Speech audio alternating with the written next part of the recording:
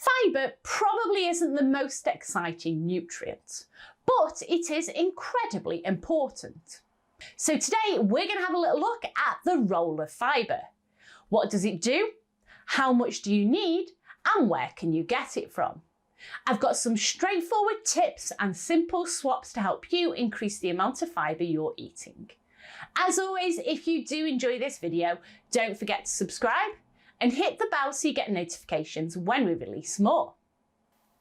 Dietary fibre is obtained from the plants that we eat. It's sometimes referred to as roughage or bulk, and that's because we never fully digest fibre. It's never absorbed from the digestive system into the body. So unlike proteins, carbohydrates and fats, fibre doesn't provide us with any energy or calories. Fibre does, however, perform some very important functions. So we need fibre to regulate bowel movements.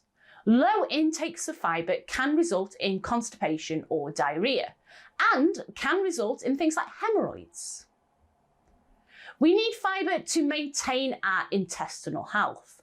So some types of fibre feed the friendly bacteria that live in our gut, and without this friendly bacteria, we wouldn't be able to digest and absorb nutrients correctly.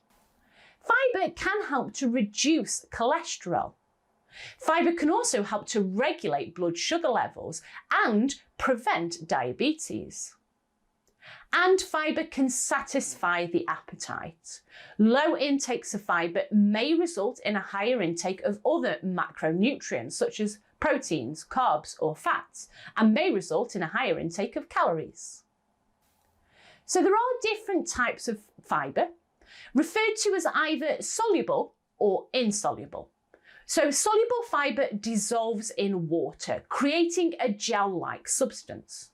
It's soluble fibre that can help to reduce cholesterol and to regulate blood sugar levels.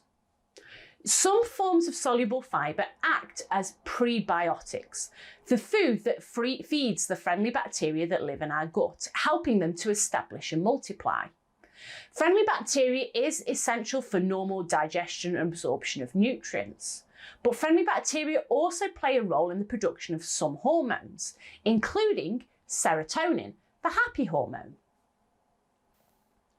On the other hand, insoluble fibre does not dissolve in water.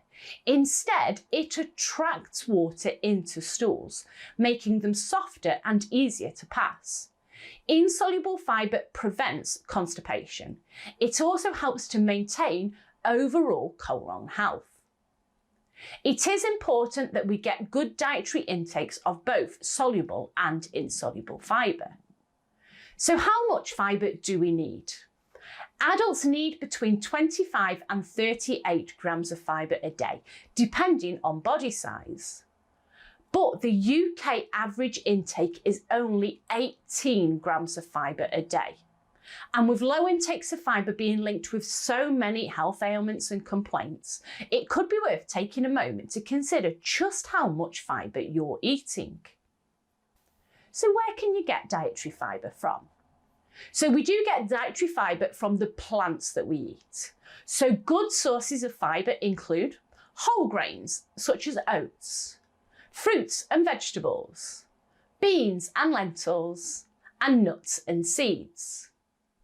Meat, fish, eggs and dairy do not contain any dietary fibre.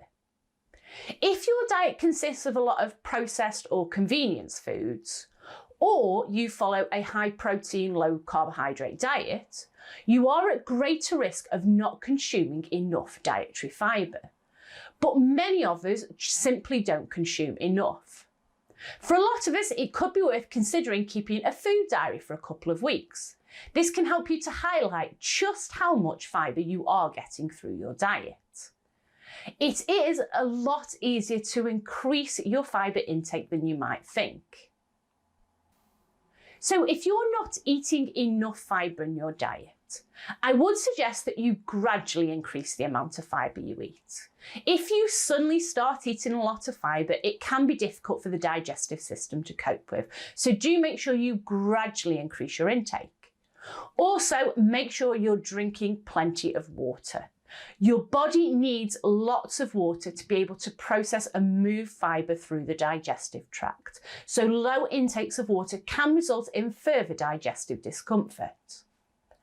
And if you have a chronic or long-term digestive health complaint, such as IBS or colitis, then some fibres may disrupt your digestion further.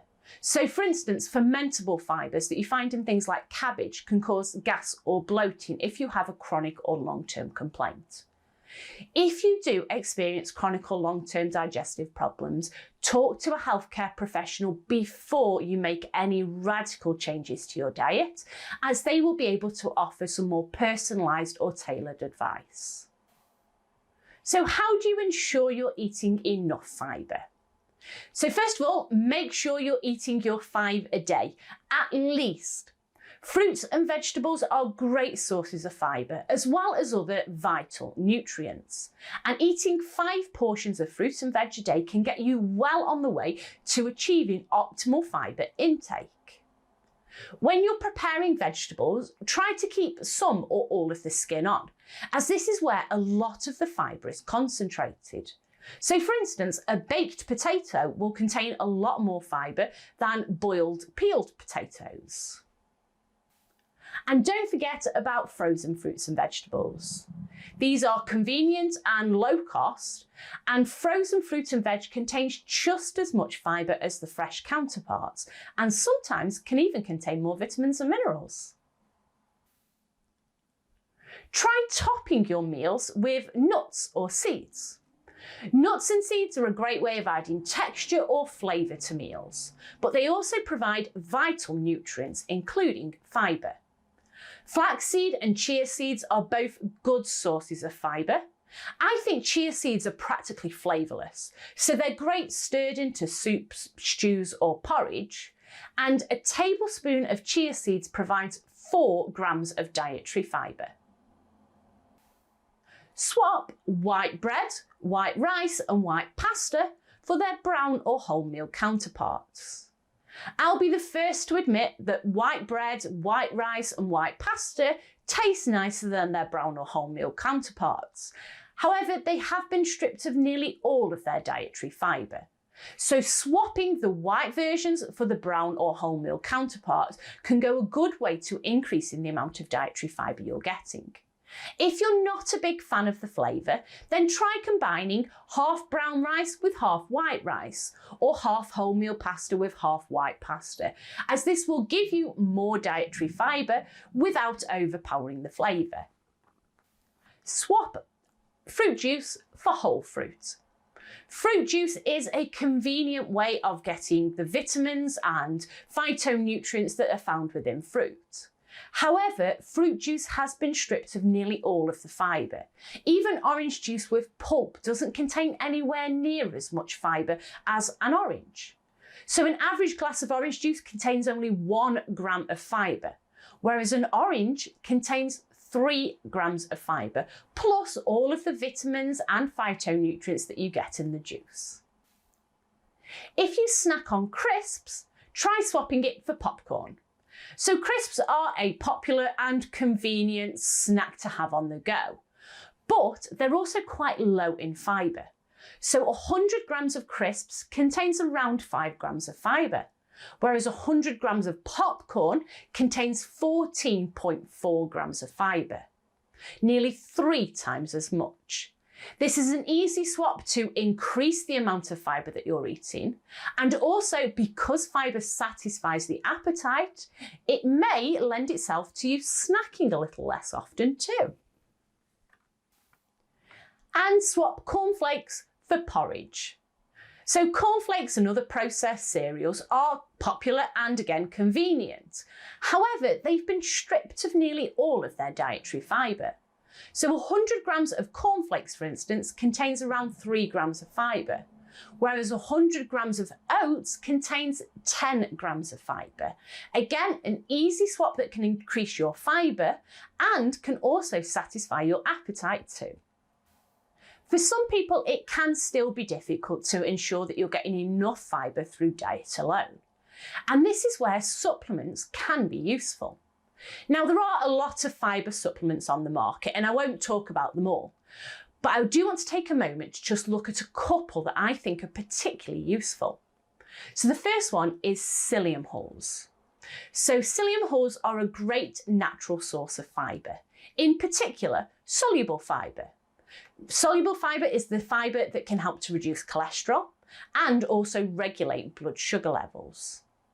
Psyllium hull supplements are ideal for anyone who's struggling to meet their fibre requirements through diet alone, or through people who may benefit from an increased fibre intake. So for instance, people who are at risk of increased cholesterol or are at risk of diabetes. The other supplement I'd like to mention is Bowel Build. So again, Bowel Build is an excellent source of fibre, but along with fibre, it also contains vitamins, minerals and herbs that can all help to support the overall digestive system. So for instance, it contains ginger. Ginger is a well-known anti-inflammatory. So Bowel Build is well suited to anyone who's experiencing discomfort in their digestive system or are experiencing side effects due to a lack of fibre intake. Supplements like psyllium hulls and Bowel Build are ideal for anyone who's struggling to get enough fibre through their diet alone. So fibre isn't the most exciting of nutrients, and it's probably not the tastiest either, but it is incredibly important and not to be overlooked. It might be worth you taking a moment to just consider how much fibre you're consuming and where you can increase the amount of fibre you're getting. As always, if you did enjoy this video, don't forget to subscribe and hit the bell so you get notifications when we release more.